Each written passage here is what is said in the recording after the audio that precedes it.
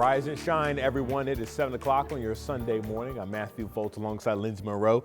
Thanks for starting your week and Sunday with us here on 13 Sunrise. And boy, what a day it's going to be for Central Indiana. You got the Colts home opener, the Fever at home as well, too. It doesn't get any better than this. Yeah, it's a doubleheader, and if you like the fall football weather, we've got that to go right along with it. So some cooler changes as you get your day started. And I do want you to be prepared for this because some outlying locations are flirting with that frost territory. That includes this place right here. Up in Cicero off of Morse Reservoir, we have a temperature of just 39. We really need to be closer to about 36, 37 for frost to develop, but it's one of those situations out there this morning where we see numbers falling. We have just jumped to 41 on the lake, but look at some of these outlying locations. 36 right now in Marion. It's 39 in Kokomo. Frankfort is now down to 37 and Lebanon at 38. Muncie's also down to 38 right now. 42 in Rushville, 46 here in Indianapolis and downtown. Zionsville checking in at 38, but 36 over in Crawfordsville within a couple of degrees of tying a low temperature record with that number. 41 in Columbus and Shelbyville is at 42. Painting the picture, well below average temperatures, but even comparing these numbers to where we were this time yesterday, we are down across the board by as much as 10 degrees down in Bloomington. Terre Haute's down by 11 degrees, and it's 8 degrees cooler in Muncie right now compared to this time yesterday. We're going to see plenty of sunshine today. Right now we're about 20 minutes from the sun officially rising over that eastern horizon. So factoring that in, combined with a lighter breeze today, will help the temperature to warm a little bit more. 68 at 2 o'clock today. That was our high yesterday. We get back into the low 70s this afternoon, light northwest breeze. 72 your high in Greencastle, 73 in Bloomington. We'll talk about the return to the 80s and even near 90 in your 7-day forecast. All right, we'll see you then, Lindsay. Well, hey, it's finally here, game day. The Colts are looking for their first opening game win in over 10 years. Our 13 Sports crew, Dave and Dom, join us to break down what we can expect on the field today. Well, another season of Colts football's here, and it's time for the keys to the game. Dom, let's break it down and talk about what's going to happen with this Indianapolis Colts. Let's start with the Colts offense. Yes. AR, we know he has the talent level. Yes. Can he learn this offense? Is he ready to go? That's a big question. Well, the biggest thing is he's healthy, right? That shoulder hasn't come up once during this preseason time. With Jonathan Taylor in the backfield, nice paycheck. Michael Pittman Jr., nice paycheck. You drafted A.D. Mitchell on the outside. You have the weapons on offense, and you have the continuity on the offensive line. Now let's just go play football. Anthony Richardson has sky-high potential. Can he be accurate for a 17-game season?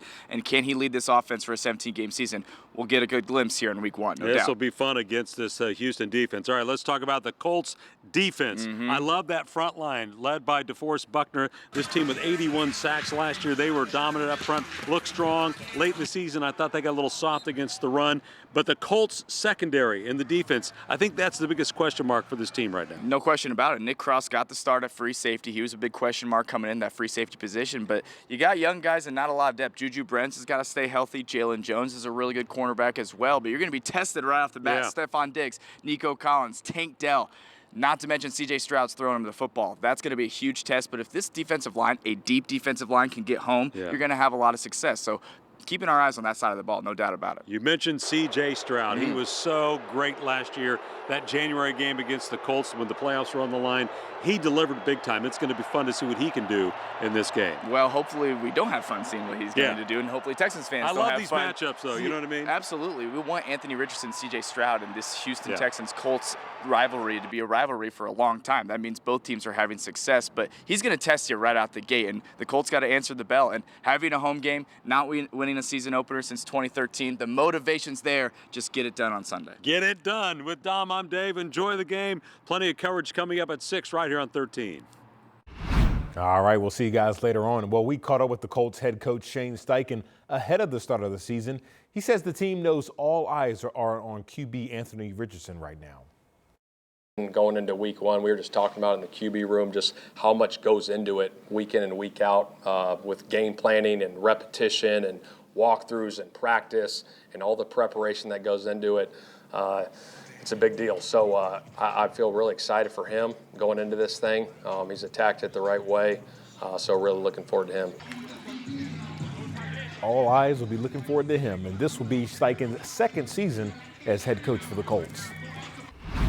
Well, check this out. Indy is coming together for the home team. Buildings across the city lit up the skyline last night with Colts blue, and some of the sites included Monument Circle, the Indiana State Museum, IMS, and Newfields. Boy, what a sight that water was. Well, tomorrow the City County Council will hold its next full meeting, and one of the biggest topics it's expected to discuss is the ongoing harassment allegations within the city government.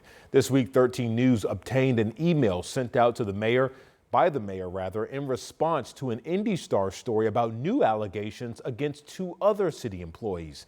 They come weeks after similar allegations surfaced about former Deputy Mayor Thomas Cook. Now, in that email, the mayor says they're currently investigating 6 allegations of harassment. We also know a city employee was fired this week due to an investigation.